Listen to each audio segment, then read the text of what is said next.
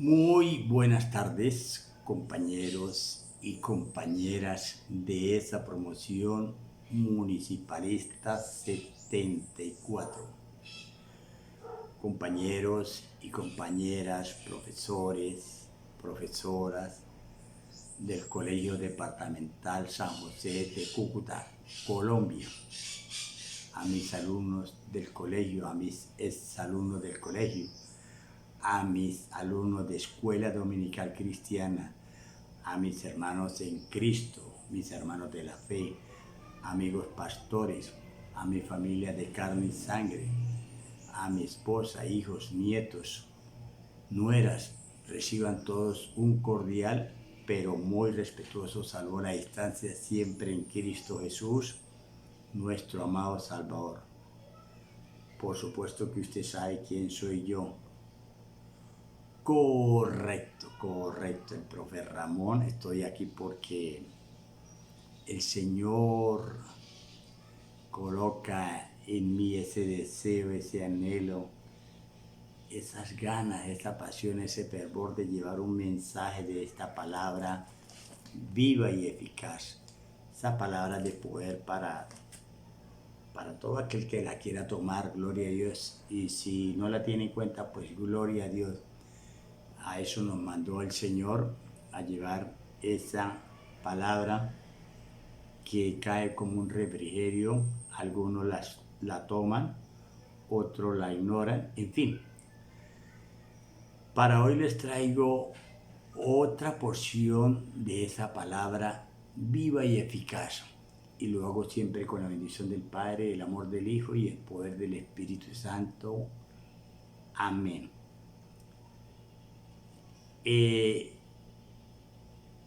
Siempre en la vida cristiana, los hijos de Dios vamos a ser enfrentados, tal vez vituperados por corrientes contrarias,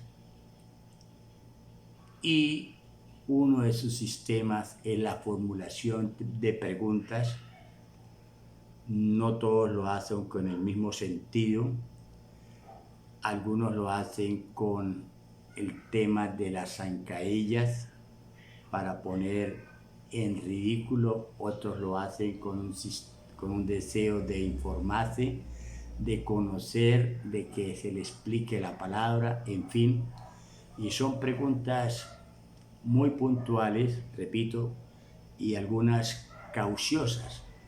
Y debemos tener una respuesta ceñida a la verdad que es la palabra de Dios.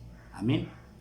Entonces, esas preguntas siempre se nos hacen fuera del templo, de la iglesia, en fin, en los lugares cotidianos, cuando estamos tomando un refrigerio, un café en la calle, en fin, salen a relucir ciertas preguntitas. Repito, no todos lo hacen con la misma intención. Amén. Hoy he titulado esa palabra que el Señor me ha dado, firmes en la roca. La roca es Cristo, por supuesto.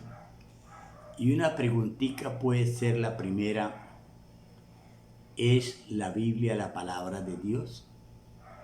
¿O por qué la Biblia es la palabra de Dios?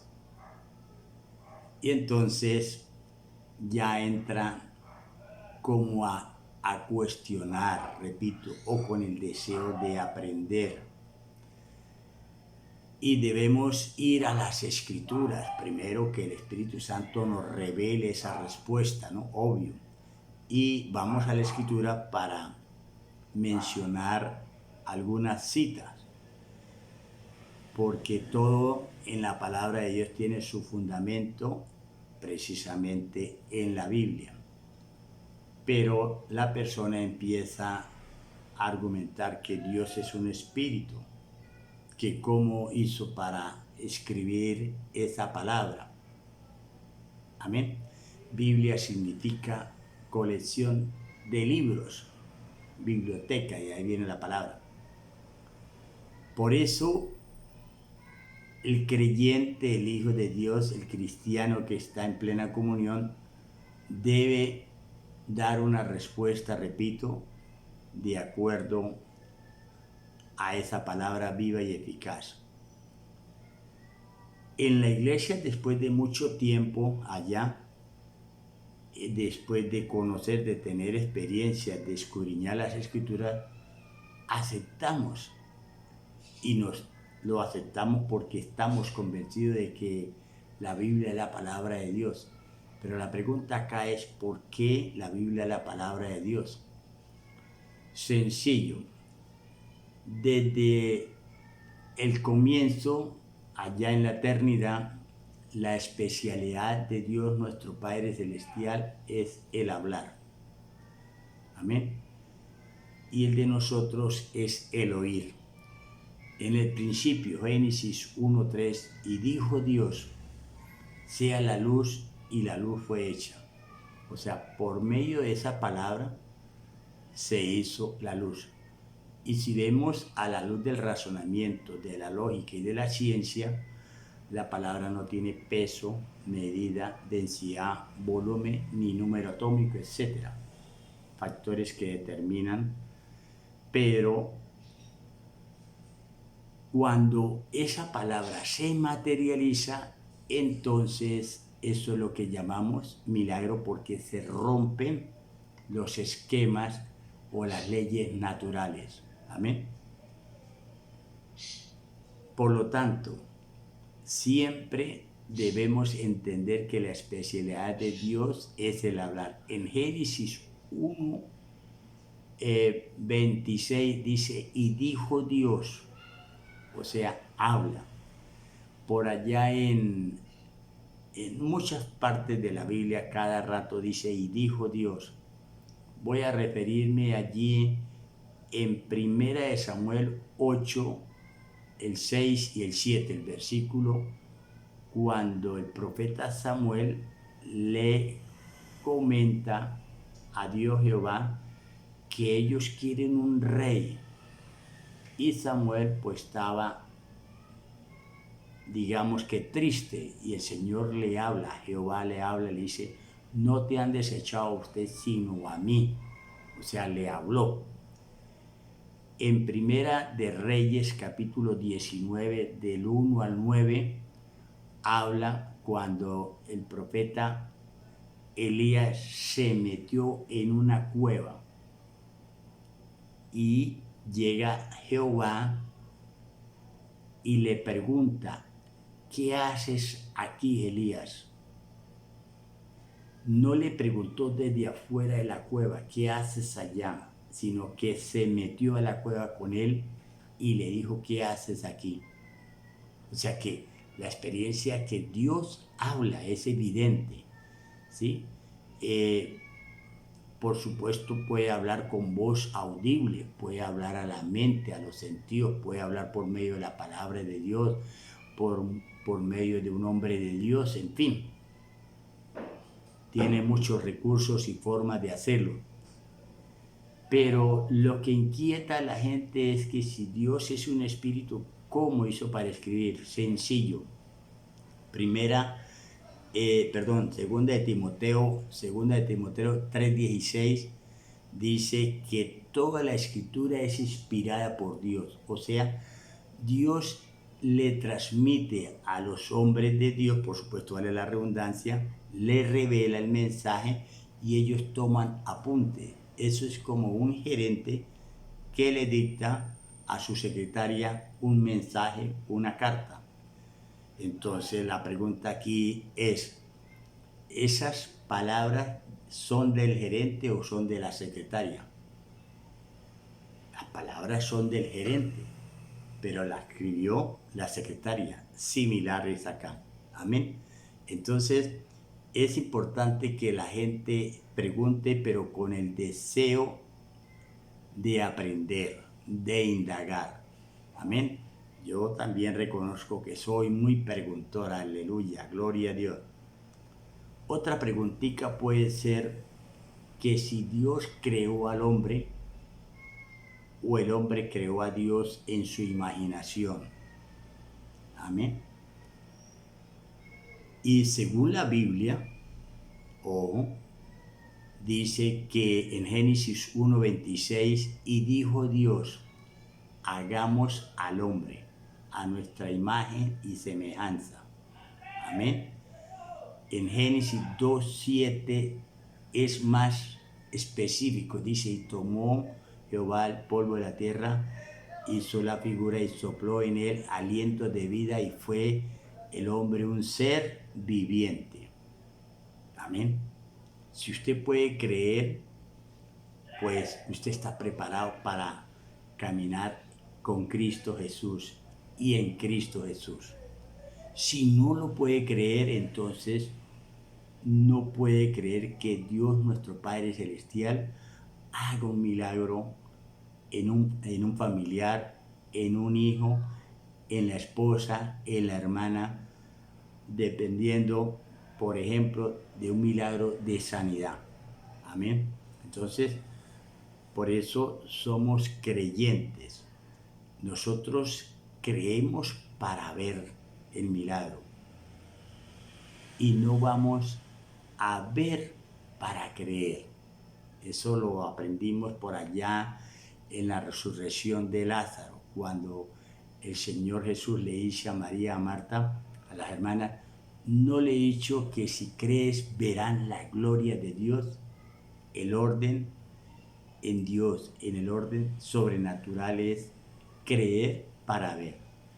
Pero en el orden natural, aquí, es ver para creer. No es lo mismo. Amén.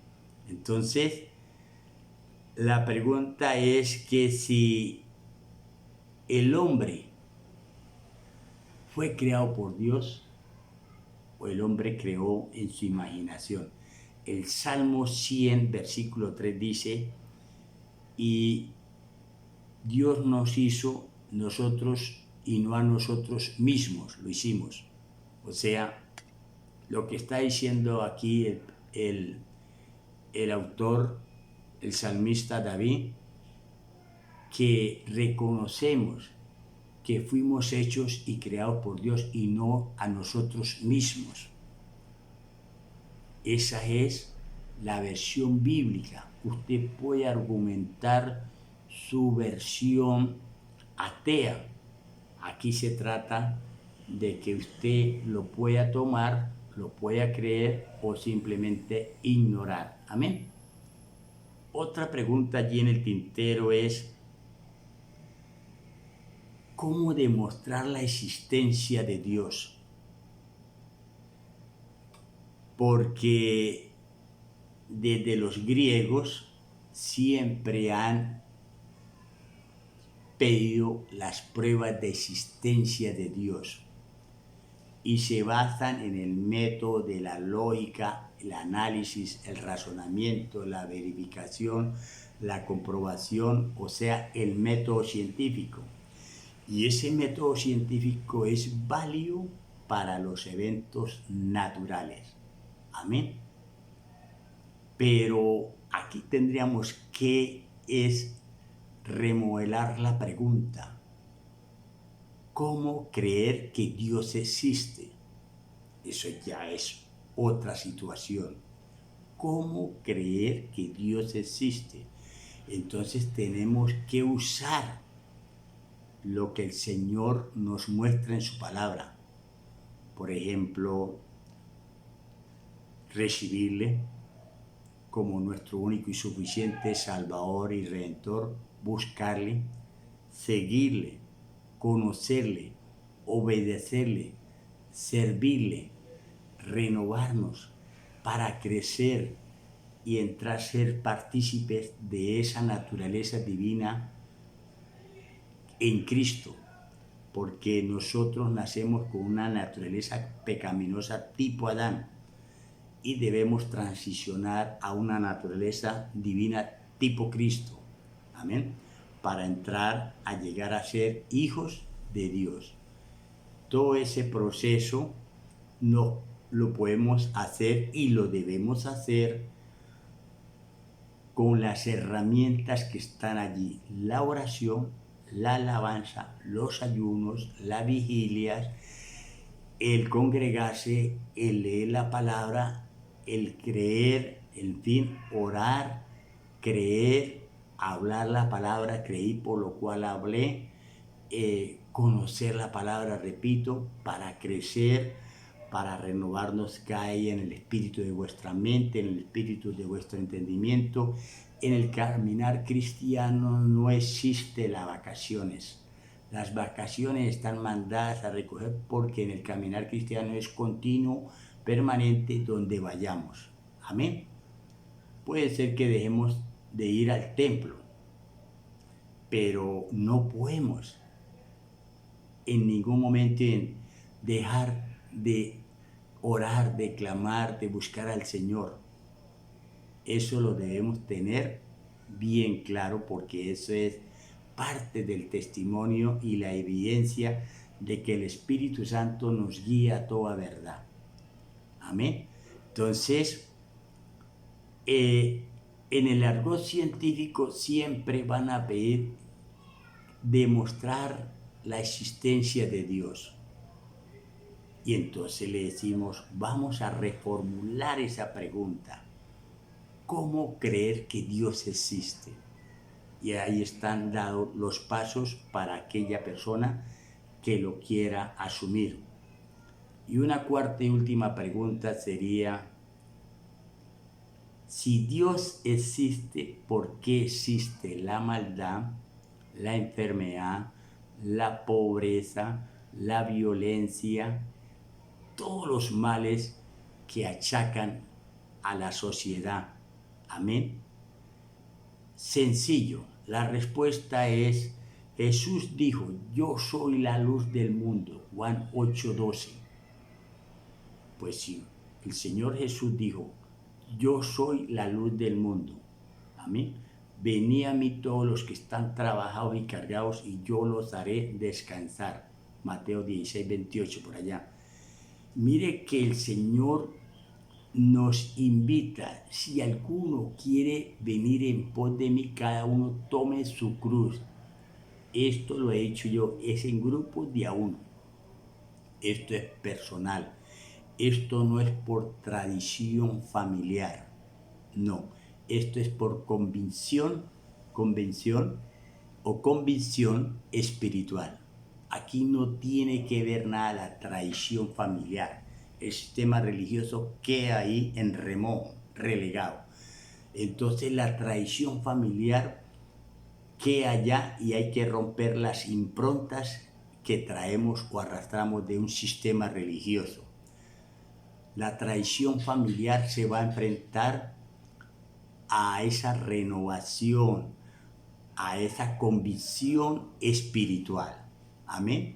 Entonces la persona va a ser nueva criatura en Cristo, y el que está en Cristo, nueva criatura es. Las cosas viejas pasaron, he aquí son todas hechas nuevas. Si el Señor dice que Él es la luz del mundo, y si estamos con Él, pues entonces no estamos en tinieblas. Pero si no están con mi Señor Jesús, están la gente en tinieblas. Por lo tanto, allí hay pecado, hay inmundicia, hay pobreza, hay ruina, hay enfermedad, hay violaciones, asesinatos, en fin. Pero en 2 de Corintios 4:4 nos dice la palabra que 2 de Corintios 4 del 7 al 8, nos dice que en algún momento podemos estar afligidos, mas no angustiados, en apuros, mas no desesperados, perseguidos, mas no desamparados, derribados, mas no destruidos. Es decir, derribados, pero no destruidos. Nosotros estamos en la primera, pero no en la segunda. Mire que para el pueblo de Dios vamos a estar afligidos, en apuros, vamos a ser perseguidos, vamos a ser derribados. Eso es lo que dice la palabra, ¿sí? Pero estamos firmes en la roca. y estando firmes en la roca, lo que le viene a los que estamos en la roca es lo mismo que lo que viene a los que construyeron su proyecto de vida sobre la arena. Los vientos contrarios, los ríos caudalosos, en fin, le viene lo mismo. Entonces son efectos y las consecuencias de Gálatas 5, 19 por ahí, 20, 21, 22 y 23, que habla de las obras de la carne, pleitos, odio, rencor, amargura, bueno. Y luego también habla allí en Gálatas del fruto del Espíritu Santo. Amén. Amor, paz, gozo, bondad, etc. Entonces, ¿qué es lo que nos quiere decir? Que si estamos en Cristo, vamos a ser procesados para ser transformados. Pero aquellos que no están en Cristo van a ser derribados por el pecado. Amén.